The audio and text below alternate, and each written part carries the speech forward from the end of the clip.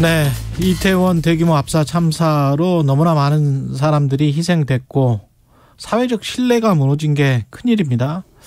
어떻게 회복이 돼야 될 텐데 미등록 이주 아동, 특성화고 현장 실습생, 국가폭력 피해자 등 묻혀있던 목소리를 기록해온 루포 작가, 사회활동가십니다. 은유 작가님 나오셨습니다. 안녕하세요. 안녕하세요. 예. 네. 집필 강연도 많이 하시고 청소년들도 많이 대상으로 강연하세요? 네, 학교에 많이 가고 있습니다. 청소년들은 이번 참사에 대해서 혹시 그 이후에 만나보셨어요? 네. 제가 참사가 일어나고 월요일에 고등학교에 강연이 잡혀 있어서 갔었어요. 가서 참 아이들을 보니까 너무 마음이 아프더라고요. 네, 저 아이들이 안전한 사회가 돼야 할 텐데 하는 생각들이 들었고 어른으로서 좀 면목이 없다는 생각. 미안하죠. 네, 너무 미안한 마음이 들었습니다. 네. 특히 이제 지금 20대가 세월호 참사도 겪었고, 그 현장에 없었다고 할지라도 너무나 이제 그 사회적으로 충격이 컸기 때문에. 그렇죠. 같은 또래 그때 이제 고등학생이었으면. 그게 지금 20대거든요. 그렇죠. 자기가 아니더라도 건너 누구의 친구가 그랬다더라. 하는 것을 다 이제 간접적으로 더 깊게 자기 사건으로 이제 받아들일 수밖에 없는 그 연령대잖아요. 그래서 이번 일에 충격이 더 크고 젊은이들이 뭐랄까 나는 이제 안전하게 이 사회에서 내 명대로 살 수 있을까. 그렇죠. 네, 이런 이야기들 많이 들고 되게 무력하고 고통이 더 큰 세대인 것 같습니다. 근데 그 일부기는 합니다만 지금 뭐 댓글 다시는 분들 중에도 있을 수가 있는데 할로윈 즐기러 간 외국 문화 즐기러 간 뭐 젊은 사람들을 비난하는 분들이 있잖아요. 그렇죠. 네, 저도 참 안타까운데 올해 이제 코로나가 풀리고 많은 공연이 있었어요. 야외 락 페스티벌도 2, 3년간 멈췄던 것도 열리고 해서 저도 여러 차례 갔었거든요.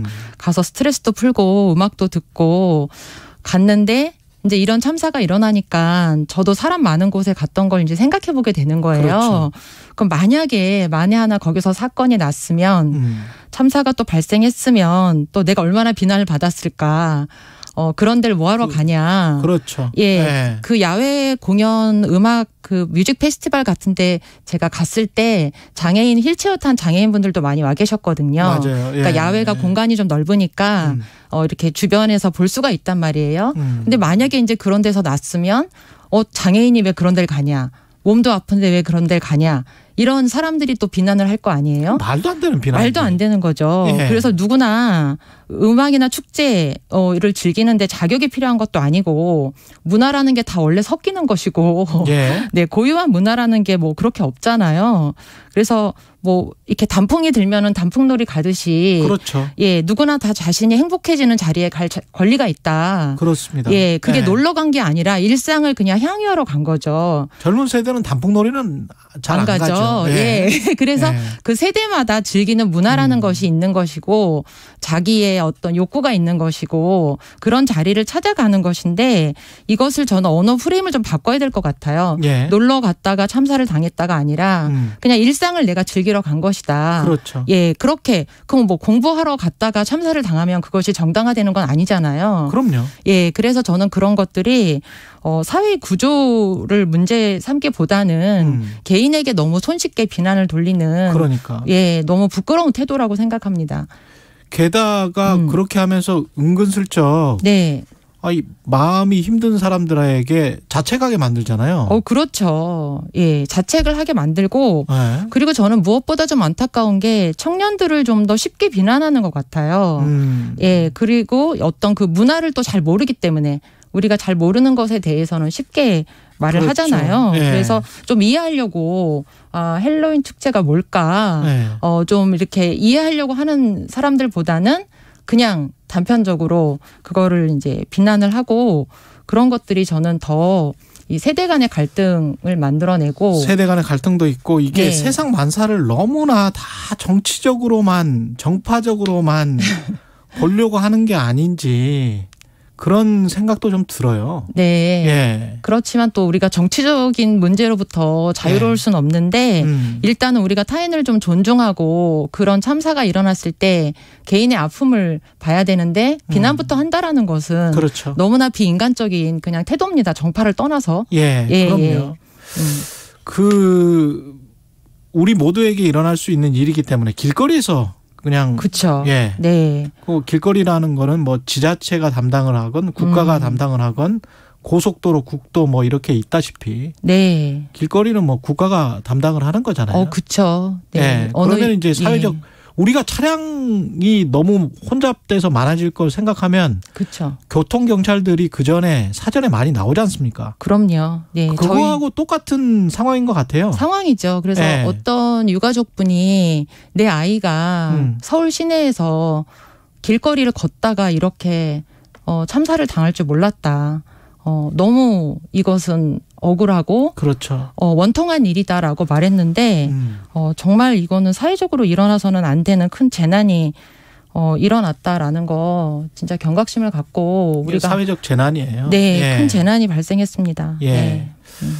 그 정의도 확실하게 그렇게 규정을 해야 될 것 같고요. 사회적 대참사가 일어난 겁니다. 그렇죠. 저희가 세월호 참사를 겪은 지 지금 8년밖에 안 됐는데 또다시 이렇게 젊은 이들을 한꺼번에 잃었다는 것에 좀 모두가 좀 깊은 반성의 시간을 갖고 네, 이것을 다시 일어나지 않게 하는 예. 좀 우리가 더 많은 논의들이 있어야 될 것 같아요. 네. 그 전에 뭐 특성화고 현장 실습생의 죽음 뭐 이런 것을 기록하고 네. 취재하고 왜 죽음을 통해서 네.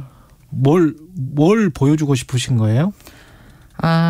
이렇게 기록하는 이유가? 제가 네. 이제 특성화고에 다니면 네. 고3이 되면 현장 실습을 나가거든요. 그래서 근데 현장 실습생들이 이제 그 안전하게 일을 하고 배워야 되는데 그렇죠. 거기서 이제 사고가 나서 목숨을 잃는 경우가 많이 있어요. 예. 그래서 제가 이제 그 김동준 군이라는 아이의 죽음 그리고 제주도 생수공장에서 일하다가 목숨을 잃은 이민호 군의 죽음 이것을 이제 르포로 취재를 해가지고 좀 사회에 알렸는데 이런 존재들, 그러니까 사회적 약자들은 평소에 이제 목소리가 잘 들리지 않잖아요. 그래서 그런 구조적인 차별, 그러니까 비가시화돼 있다가 이런 죽음을 통해서만 존재가 드러나는 거예요.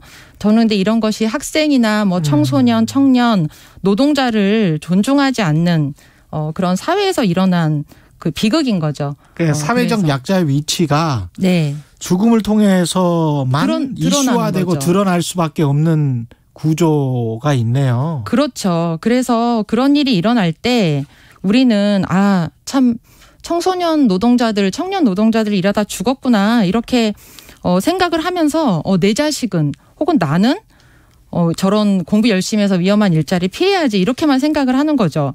그래서 불안정한 이런 노동 환경, 일하다가 죽는 노동 환경의 문제점이 항상 사회적 의제가 되기보다는 그냥 개인이 짊어져야 될 어떤 형벌이나 짐처럼 돼버렸어요. 그래서 이렇게 해결되지 않는 많은 문제들이 이제 죽음으로 드러나고 많은 이제 트라우마로 드러나고 하는 것 같아요. 예, 이런 산적한 문제들. 그러니까 우리가 놀다가 죽고 일하다가 죽고 저희가 이제 산업재해 사망률이 가장 높거든요. OECD 국가 중에. 예, 그렇죠. 예, 그러니까 이런 것들이 다 겹쳐서 우리는 그럼 어디서 뭘 해야 되냐. 예, 어디서도 안전하지 못하다라는 그런 지금 불안감들, 두려움이 지금 팽배해 있는 것 같습니다. 근데 이런 참사가 있고 난 다음에 그 정부가 국가가 미리 대비를 못했던 거는 진짜 마땅하고. 근데 그 이후에 국가 애도 기간을 뭐 5일까지 사망자 분향소 뭐 그다음에 뭐 근조가 안 보이게 이렇게 일괄적인 말이랄지 행동 양식을 공고하잖아요. 그렇죠. 뭐 본인들은 공고하는 게 아니다라고 했다라고 지금 말은 하지만 말을 바꾸지만 폭력 아닙니까? 그렇죠. 그래서 이제 이런 애도 기간을 강제적으로 선포를 한 것을 두고 애도 계엄령이다 이렇게 표현을 하더라고요. 근데 그 말이 딱 맞는 것 같아요. 그래서 이 애도 기간에 뭐 문화 행사 같은 것들이 많이 취소가 됐어요. 뭐 공연이나 지자체 행사들, 축제, 지역 축제 이런 거 있잖아요. 네. 그래서 저도 또 공연을 11월에 하나 이제 예약해둔 게 있었는데 예매해둔 게 그게 취소가 된 거예요. 네. 그래서 저도 이태원 참사가 일어나고 그 공연을 가야 되나 잠시 고민을 했었는데 네. 근데 이 세월호 그 세월호 때도 그랬고 코로나 전국에도 그랬고 이 문화예술계 종사자들 공연계에서 일하는 분들은 그 생업이 거의 다 그렇죠. 중단됐었거든요. 네. 근데 이번에 참사가 일어났다 그래서 또 공연을 안 가면 그분들의 또 일자리가 어떻게 보면은 그렇죠.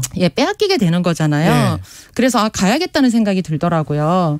왜 번번이 이런 참사가 일어났을 때 행정 관료들 그 책임 있는 분들은 다 자기 자리 지키고 있으면서 이런 문화예술계 노동자들이나 젊은 청년들만 늘 피해를 입어야 되느냐. 그러면서 일괄적인 엄숙주의 그렇죠. 강요하잖아요. 강요하죠. 그래서 누군가는 공연을 즐기는 것이 애도가 될 수 있고 공연을 하지 않고 있는 것이 애도가 될 수도 있는데 갑자기 개인의 자율성은 갑자기 또 사라져 버려요. 그렇죠. 네. 그래서 그걸 왜 국가가 정하느냐. 공연을 가든 안 가든 하든 안 하든 우리가 정한다. 애도도 1년 후까지 하고 2년 후까지 하고 또 생각이 나면 또 하는 거죠. 게다가 이제 이태원에 보면 지역의 상인들이 나서서 일종의 밥이라도 먹여서 보내야 된다 아이들. 그런 걸 하잖아요. 그렇죠. 그래서 일상에서 저는 할 수 있어야 된다고 생각해요. 시민들이 자율적으로 하고 충분히 그럴 수 있는 한국인들인데 왜 이런 식으로 일괄적으로 이렇게 하는지는 모르겠습니다. 너무나 시대착오적인 방식이고요. 그리고 문화 창작자들에 대한 이해가 전혀 없는 거죠. 누군가에겐 창작 활동의 애도도 될 수 있는데 그런 것들을 너무 만만하게 그냥 빼앗아 버리고 소상공인들 문화예술계 종사자들만 늘 피해를 입거든요. 국가적인 재난이 있을 때마다 참 이것은 안타까운 일입니다. 그리고 청년들이 또 이렇게 자꾸 만나는 자리를 이렇게 빼앗기면 고립이 되잖아요. 그렇죠. 그래서 이렇게 힘들 때 젊은이들이 많이 모여서 음악도 오히려. 듣고 서로를 위로하는 자리를 마련해줘도 현찬을 판에 아까 그 구조대장님도 혼자 있지 말라고 그러시더라고요. 그럼요. 이럴 때일수록 모여서 서로 위로해야지 혼자 있으면 사람이 너무 죄책감만 키워지고 그러면서 이타적인 행동이나 연대나 이런 것들을 좀 전염시키고 그럼요. 그래서 우리가 지금 큰 참사가 일어났지만 또 미담도 많이 나오고 있잖아요. 서로 얼마나 위했고 그 위기 상황에서 타인을 위해 얼마나 우리가 노력을 다 했는가 하는 그런 공동체가 지켜야 할 인간의 모습, 생명을 소중하게 여기는 그 사람들의 이야기도 많이 나오고 있기 때문에 그런 것들 우리가 더 많이 나누고 대비를 하면 그런 자리가 많이 마련돼야 된다고 생각합니다. 그 각자의 자리에서 자기 일을 열심히 하면 우리 사회가 나아질 수 있습니까? 각자의 자리에서 우리가 자기 일을 한다라는 저는 사회적 약속이 있기 때문에 굴러간다고 생각해요. 그렇죠. 가령 제가 오늘 여기 나오기 위해서 버스를 탔는데 버스가 안 오면 안 되잖아요. 그렇죠. 각자의 자리에서 일을 해야 되고 많은 그 시민들은 일을 합니다. 근데 사회적 고위층에서 일을 하지 않아서 이런 참사가 일어났고요. 그렇죠. 그것에서 국민들이 큰 분노를 하는 거죠. 이 사회적 약속이 지켜지지 않았다. 그럼 우리는 이제 앞으로 어떻게 내 생명과 안전을 지킬 것이냐. 우리가 살아갈 권리가 이렇게 침해를 당하고 있잖아요. 행복할 권리. 모든 것이 지금 이렇게 다 망가져버린 상황에서 너무 비통한 현실이라고 생각합니다. 은유 작가였습니다. 감사합니다. 작가님. 감사합니다. 북한이 동해로 탄도미사일 한 발을 추가 발사했다고 조금 전 합참이 밝혔습니다. 11월 3일 목요일 KBS 1라디오 최경영의 최강시사였습니다. 고맙습니다.